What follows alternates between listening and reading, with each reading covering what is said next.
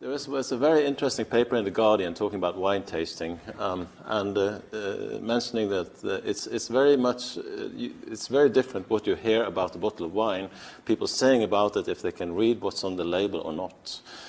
In fact, some people cannot even tell the difference from red and white if you close their eyes. I'm going to speak about blinded antibody validation. What happens if we take off the label of the tube? This is a project we started very recently. I sent out a list of 3,400 proteins to many antibody companies, so it's not completely blinded. But we wanted to make sure we had the proteins in our collection.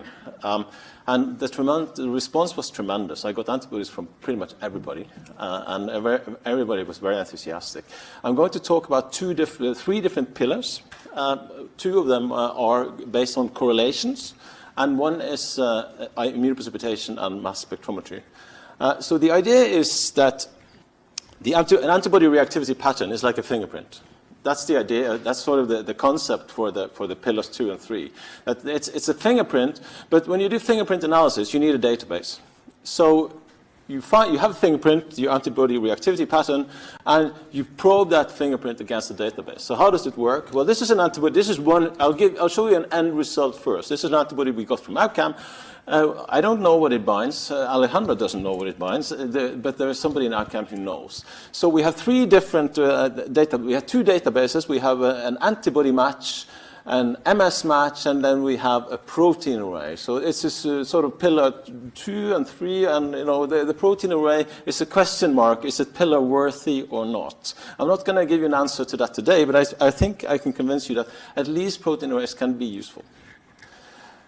The first thing we do is we turn the Western blot around. Now, Western blot, you can say in a way that you're capturing, you have immobilized proteins on the membrane, and you sort of capture an antibody from solution. That's a way you can talk, you can say. So what we are doing is the exact opposite. We have antibodies immobilized, not to a membrane, but to beads, as you'll see, and we capture proteins from solution. It's exactly the same, it's just turned around. We still have size separation. It's exactly the same, it's just a Western blot upside down. You can call it the capture Western, if you like. So how does it work? Well, we begin with SILAC labeling. This is a mass spectrometry trick that we use to multiplex mass spectrometry. We biotinylate cell lysates. We lyse the cells under denaturing conditions, biotinylate the proteins, and now we run the gel electrophoresis. But this is preparative gel electrophoresis. It's not just standard gel, it's preparative. So you end up with a microwell plate where small proteins are here, big are here, and the different samples are here. And then we do immunoprecipitation from all the wells. We have antibodies coupled to beads. We call it microsphere affinity proteomics map. So the microsphere have a color code. We couple it to the antibody. We capture biotinylated sample protein and label it with streptavidin. This is what it looks like. So if your protein is here, it has this size, you will get a signal in these two fractions, and you get a peak, and it's sort of equivalent to a band on a Western blot. The resolution is not as tight and sharp as it is on a Western blot, but as you see, it's still quite good. So we multiplex this. It's similar to Luminex. It's just that we make our own color coding, so we can make up to 4,600 different beads at the same time. This is sort of what the data look like. Now, this is a fingerprint analogy. You can see here we have two different antibodies. This is a pair for each one, and you can see that these are very similar to each other, right? They're very similar to each other, and they're different from anything else. So when you look at this, you get the idea that, yes, these are fingerprints. But the question is, how unique are they? So now we have, this is a big difference between working with numbers, because flow cytometry puts out numbers. Now you have your results in a spreadsheet rather than an image. And I think that this is a very, very important difference, because comparing images is always difficult. You cannot, if you take 1,000 images, put them into a computer, and ask the computer to cluster them. I have never done that, but I think it would be very difficult to do it. But when you have numbers in a spreadsheet like we have here, this is simply a spreadsheet put into cluster analysis. And what you see is that antibodies to AKT1, 55 kilodaltons, broadly expressed, cluster together. Antibodies to TRAF2, also broadly expressed, 55 kilodaltons cluster together and separate from AKT1. So you can here, the computer can tell the little difference in the reactivity pattern between TRAF2 and AKT1, and that's of course because all of the antibodies are used in the same sample. If you had two blots, the little differences between the blots would mess this up. But when you have everything in the same assay, you can do this kind. So here we can sort of find matches, and this is the test antibody pattern out here. We had 2 different gels, and you can see we tested against all the other antibodies, and the one that comes up here is one from Everest. Is a VAV2 antibody, and this is now the best match for the test antibody. And you can see they look very similar. So that was the antibody correlation. Now, another nice thing is that we don't use all the fractions we have for this antibody array analysis. We still have more left. So what can we do with that? Well, now we can take out another aliquot, immobilize it to streptavidin beads, wash them, do on-bead trypsin digestion, get peptides, and have mass spectrometry, shotgun mass spec. Now, this is the data you get from shotgun mass spec. It's amazing. I said yesterday that I hate mass spectrometry. I absolutely love it. I hate mass spectrometry the way you hate this beautiful girl you cannot get. Because mass spec is usually not available. It's really, that's why I hate it. I love results when I get them like this, but it's so rare. So this is some 7,000 to 8,000 proteins distributed in our three gels. We use 3 different gels. And here is the best match from the mass spectrometry data. Out of all these data, you do the fingerprint analysis, and VAV2 comes up. This is a success story. Right? This is how, so I say that I would talk about uncertainty. It's not always like this. It's not always this easy. Now, we make a protein array as well. We have expressed 12,000, 15,000 full-length cDNAs either in cells or in the cell-free system. We got them from DNASU, so that was a lot of work. It took several years to do this. And we immobilized them to beads. They have GST tag, the beads have anti-GST, and now we have, of course, to use multiple arrays. 4,600, 3 arrays, approximately, we're using for that. So it's 3 microwell plates to run this. We label with the antibody, put it in, and then we get the results in the end. Now, in this case, VAV2 comes up on top. Well, in this case, I selected only I cheated. I selected only the 3,400 proteins that I put in my list. Usually, the data that we get from the protein array are much, much more complex than this. And I'll show you some examples afterwards. But in this case, we had 3 hits. It was, this is how it should work. This is too good to be true. And this is one from Novus that comes out again, CD44 on top. Now we have added subcellular fractionation. These are different subcellular fractions, and it comes out as a membrane protein. So we are quite sure that this is CD44. It fits extremely well in all. So this is another, now I have shown you 2 success examples. Now I show you some more difficult. Now this is one from Atlas, an absolutely fantastic capture antibody. This is RT4 cells, very strong. It comes out as keratin 7. The problem is that it doesn't fit with the subcellular localization, which we think is in this. We believe that this protein this fraction here should be enriched for proteins that are soluble in cytoplasmic organelles, and keratin 7 is not. Now the protein array says something completely different. It says that this antibody binds GSTK1, and we have 2 different clones, and the signals are super strong. So in this case, there is a disagreement. So now what? Here's another example. Very, very nice capture antibody, beautiful, coming out in the organelle fraction again, some membrane, yeah, this is just this, but this protein here is showing up in a lot of cases. I'm not quite sure about it, and there's no agreement with the protein array. Oh, too bad. So now, what do? Now we go to the next step. We have been discussing immunoprecipitation and mass spectrometry. Normally, that is done with a total cell lysate. And when you do the IPMS, you nearly always get 300 to 500 proteins in every IP, and at least 30 of them, no matter what you do with data processing, at least 30 of them will be unique to any IP. You cannot reliably interpret that. You can interpret it, but it's not definitive. It is very difficult to do that definitive because you cannot predict what you will pull down. You can prove that you bind your target, but the other proteins that you get down are really difficult to interpret. You can discuss that for hours, but it's a matter of statistics, and it's hard to get it really definitive. In this case, we don't have protein complexes. They are denatured proteins. They should be only monomeric, and they are size separated. In addition to that, we put the blocking reagent in. We use the same conditions we use for the antibody array.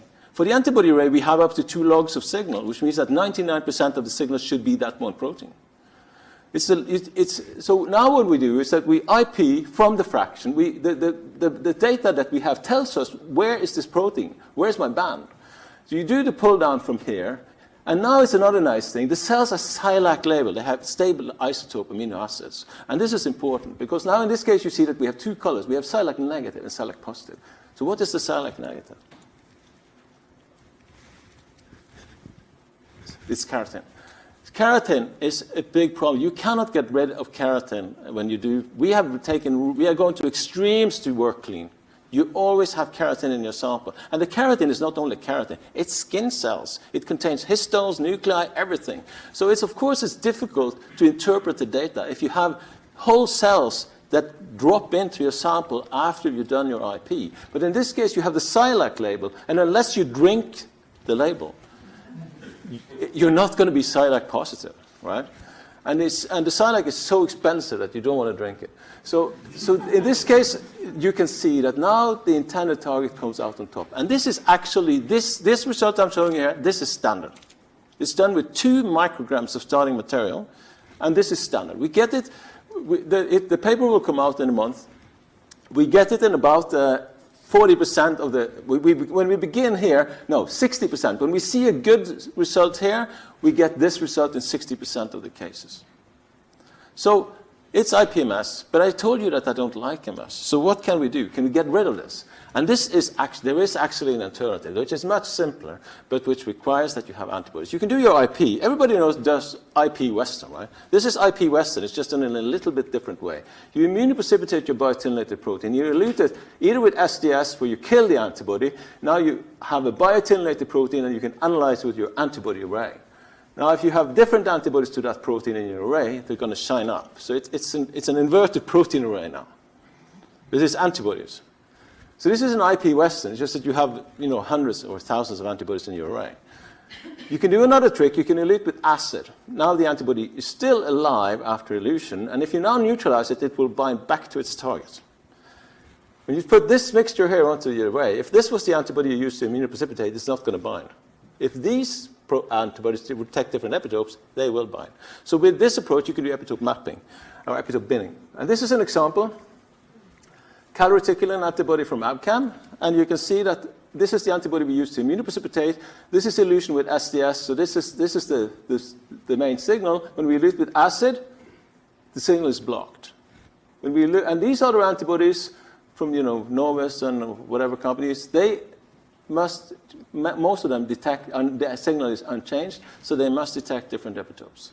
So now you have evidence that all these calreticulin antibodies are ranked on top, so you're quite sure that the antibody actually pulls down calreticulin, plus you know that they react with different epitopes. So this is sort of formal validation according to the working group pillars. And this is fast and cheap. And the beauty of this is that you don't now show you data with denatured conditions. The next step we'll do now is we'll translate this into native conditions where we'll do subcellular fractionation, follow it by size exclusion chromatography, and of course then you can do interactions as well. So our hope is that we can, so the way the system will work is that the more antibodies the better coverage you have in your array, the more reliable and useful is this system. So we are not yet there where the percentage that we can get at the current stage is probably not going to be more than 30% hits, I think, for the antibodies we got. Maybe 20. We have some that we are quite sure about, but the whole lesson of taking the label off is a very good education experience, because it tells you the limitations we have with using orthogonal data. It can be very useful, but you learn something about statistics when you're doing this that you're not always very sure. So there are limitations to what we can do, and ultimately, I think that the ultimate method really is a pull down, where you either do the sequence or you use an antibody array, find a different epitope. These are very good methods to really prove that your antibody binds to its target. I think that this is a very important point. I mean, we have 2 million antibodies. We use them one at a time, and we make a big point of optimizing everything for every reagent. And we publish images. Well, how can we ever get to reproducibility? Because no published image will be similar to another one. When you take mass spec data, they are published as spreadsheets. You can download them, you can reuse them, you can put them together, do meta-analysis, all these things. But antibodies, we have no idea about the reproducibility of antibody-based detection. We have no means of measuring it. So how can we speak about reproducibility crisis? We don't even know if there is one. But I think that the reproducibility crisis is that we cannot even measure reproducibility. And this is the problem. So if we can avoid it, we should export numbers and publish numbers and spreadsheets that we can share. I mean, images are beautiful, really nice to show in presentations, but come on, doing meta-analysis of images is hard. So if we can get things more numerical and share things more in forms of numbers, we will. I think this is a necessary step to get to reproducibility. And the Western blot should go out. We don't need it. We can do better than that. There's the GOS, there are other methods. Ideally, this method should be the first one to go. Thank you. This is my group.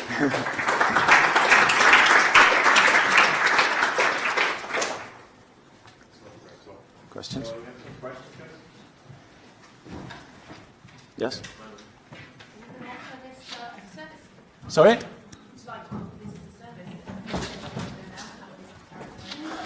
Well, I'm happy to do collaborations with anyone. I cannot set up a commercial service because I don't have funding to do that. But I can, for the paper that is coming out, we tested 6,000. So the capacity is big. We can't do IPMS on all of this because that's going to cost a fortune. But we're very happy to work with anyone's antibodies. Yes. Yes? So with the cartoons that you were illustrating, it looked like you took whatever was your sample and you divided it into 12 bins, 12 fractions. Yeah. Does that have enough resolution? This is a good question. It does not have a good resolution. What you do is that you get a profile, and then you correlate your profile and you find the best match. So the answer is, it's good enough for in a lot of cases. I mean, yeah, we would like it to be even better, but that's what we have right now, and it works actually fairly well. You saw the clustering of the antibodies, so I think it's good enough. Even if it's not super sharp, they are so detailed, the profiles, that they still cluster. Yes? Oh, sorry. If I understand correctly, you have been looking for consistency between the denatured aspects of the Western blot principle with the native conditions of a protein array. But we all know that lots of antibodies would either work under native conditions or under denatured conditions. I denatured the array. I forgot to say that. We cross-link the proteins and treat them with urea to denature them. We are going to do that. We're getting native data tomorrow, so I'll know then the difference. But the proteins are not completely native on the array regardless. I've tested a lot of antibodies that I know are conformation specific, and many of them don't bind.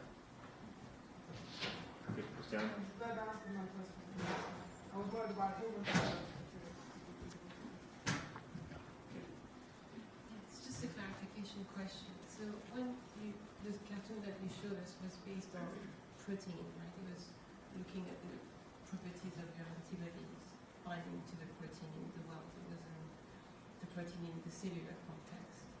So the question would be, would you put this platform, this technique, as an additional method to the pillars, or would you want this to actually be an alternative way of validating antibodies? Well, I consider it to be, the pillars are principles. They're not methods, right? So we are using two principles. Actually, I think it's only one. I mean, you're correlating an antibody reactivity pattern against something. It can be against another antibody, or it can be against mass spec data. The principle is the same. So it's correlation. It's indirect evidence, but at least it shows that you can sort of do it like a fingerprint match. If you just find a correlation of 0.8, what do you know? A correlation of 0.9. Sometimes we have 5 different proteins that have a correlation of 0.99. So I think the database is important. Yes. But it would not necessarily indicate how the antibody would perform in I don't hear you. What? It will not necessarily indicate how the antibody will behave in a particular application. In a particular? So, for example, if you see correlation between your mass spec data, the protein array, so everything fits. It doesn't necessarily give you confidence on whether the antibody will work in an IHC? Well, we don't do IHC. This is a question that should be addressed. What is the predictive value of one assay to performance? I say this in every meeting. We don't know that. I mean, some people would say there is no predictive value. Other people would say there is predictive value. The thing is, we don't have numbers for this, but it can be done. I mean, we can get the statistics. What are we waiting for?